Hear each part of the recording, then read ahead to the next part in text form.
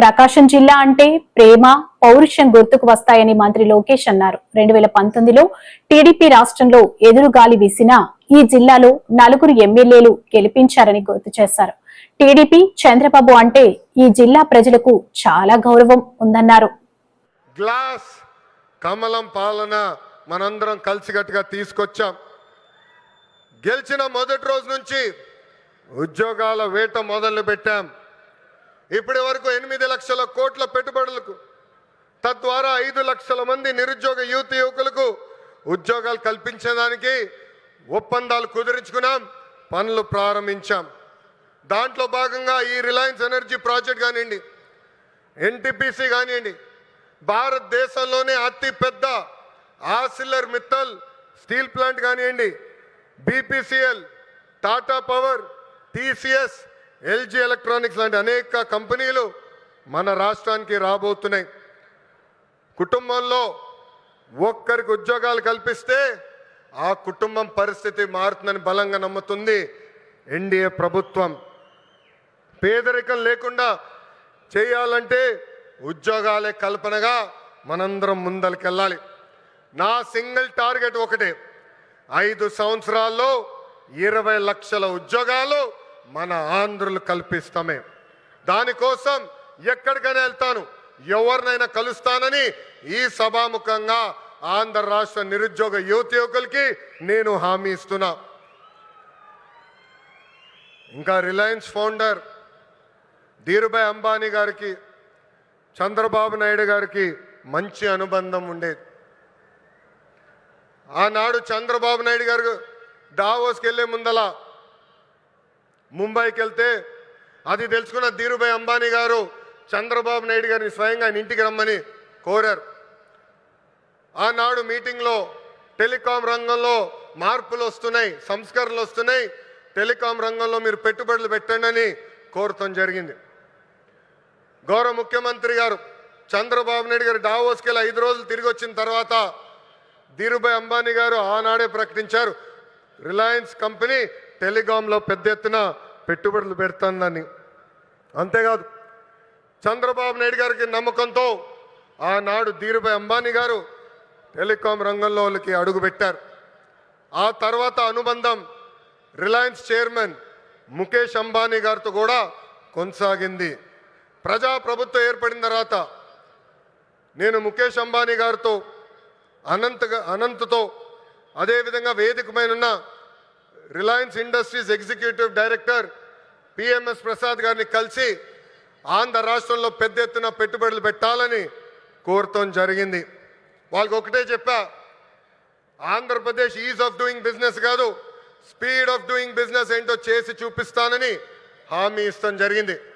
వాళ్ళు నన్ను ఒకటే కోరారు, ఒక పాలసీ తీసుకురండి అని వాళ్ళు కోరితే నేను అనంతగా ఒక ప్రామిస్ చేశా, 21 రోజుల్లో ఇంటిగ్రేటెడ్ క్లీన్ ఎనర్జీ పాలసీ తీసుకొస్తానని చెప్తాం జరిగింది.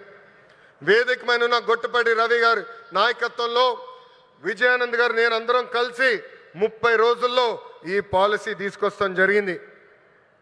పాలసీ తీసుకొచ్చిన తర్వాత నేను రవి అన్న కూర్చుని మొదటి 100 ప్లాంట్లు మన ప్రకాశం జిల్లాకి తీసుకురావాలని నిర్ణయిస్తాం జరిగింది. నేను చెప్పాను, పాదయాత్ర నాలో చాలా మార్పు తీసుకొచ్చిందని. నా ఇప్పుడు కూడా బాగా గుర్తు, ప్రతిరోజు 15 నుంచి 20 కిలోమీటర్లు నడిచి కరెక్ట్గా 7:30-8కి నైట్ హాల్ట్కి వెళ్ళిన తర్వాత బూట్లు తీసేసి ఐస్ నీళ్ళలో కాలు పెట్టేవాడు. సరదాగా నాయకులందరం కూర్చొని మాట్లాడుకునేవాళ్ళం. దాంట్లో ఉగ్ర నరసింహారెడ్డి గారు కూడా ఉండేవారు. గంటల తరబడి మాట్లాడుకునేవాళ్ళం. మన ప్రాంతానికి ఏం మార్పు తీసుకురావాలని దానిపైన మేము చర్చించేవాళ్ళం. అప్పుడు ఆనాడే ఉగ్ర నరసింహారెడ్డి గారు నాకు చెప్పారు, మా ప్రాంతంలో వలసలుగా నిరుద్యోగ యువకులు, రైతులు ఇతర ప్రాంతానికి వెళ్తున్నారు, దానికి చెక్కు పెట్టాల్సిన బాధ్యత మన పైన ఉంది బాబు అని చెప్పారు. అది గుర్తుపెట్టుకుని నేను గొట్టిపాటి రవి గారు కలిసి మొదటి ప్లాంట్ మన కనిగిరి నియోజకవర్గం తీసుకురావాలని నిర్ణయిస్తాం జరిగింది.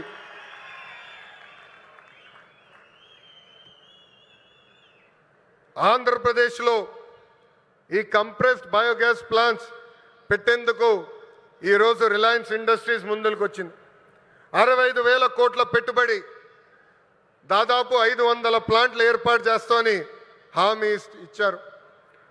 నిజంగానే ఈ సభాముఖంగా ముఖేష్ అంబానీ గారికి, అనంత్కి, పిఎంఎస్ ప్రసాద్ గారికి, మాధవ్ గారికి, హరీంద్ర కే త్రిపాఠి గారికి నా హృదయపూర్వక ధన్యవాదాలు నేను తెలుపుకుంటున్నాను.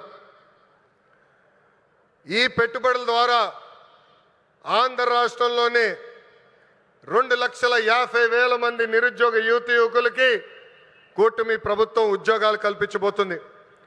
ప్రకాశం, అనంతపురం, కడపలో ఉన్న 5 లక్షల ఎకరాల బేడు భూమికి వినియోగంలోకి తీసుకుని రాబోతున్నాం. నేను యువగలంలో ప్రకాశం జిల్లాకు ఇచ్చిన హామీని, దాంట్లో ఒక్క హామీని ఈరోజు నిలబెట్టుకున్నానని గర్వంగా చెప్పుకోగలుగుతున్నాను. రిలయన్స్ మొదటి సిబిజీ ప్లాంట్ కనగిరిలో శంకుస్థాపన మేము చేశాము. ఈ ప్లాంట్ రిలయన్స్ సిబిజీ ప్రాజెక్ట్కి హబ్గా కూడా మారిపోతుంది. ఇక్కడనే హెలికాప్టర్ ఎక్కే ముందల 5 ప్లాంట్లు అనుకున్నాం. హెలికాప్టర్ దిగిన తర్వాత ప్రసాద్ గారితో మాట్లాడిన తర్వాత మీరు మాకు భూములు ఇవ్వండి, తప్పనిసరిగా ప్లాంట్లు ఏర్పాటు చేస్తామని చెప్పారు. ఇక్కడ ఉగ్ర నరసింహారెడ్డి గారు నా పక్కన కూర్చుని ఎట్టి పరిస్థితుల్లో 50,000 ఎకరాలు కౌలుకి రిలయన్స్ ఇండస్ట్రీకి మేము అందిస్తామని చెప్పారు. 50 ప్లాంట్లు ఒక నియోజకవర్గంలో చేస్తామని ఈ సభాముఖంగా కనిగిరి ప్రజలకి నేను తెలుపుతున్నాను. వాస్తవంగా ఈరోజు నేను మీ ముందల నుంచుని ఇట్లా మాట్లాడగలుగుతున్నానంటే దానికి కారణం ఉగ్ర నరసింహారెడ్డి గారు. ఒక ఉగ్ర నరసింహుడుగా గత 10 రోజులుగా ఇక్కడ పనిచేశారు. నన్ను కోరారు కొంచెం ఒక 10 రోజుల తర్వాత ప్లాంట్ శంకుస్థాపన పెట్టుకుందామని. నేను ఒప్పుకోలేదు. మీరు రెడీగా ఉన్నా లేకపోయినా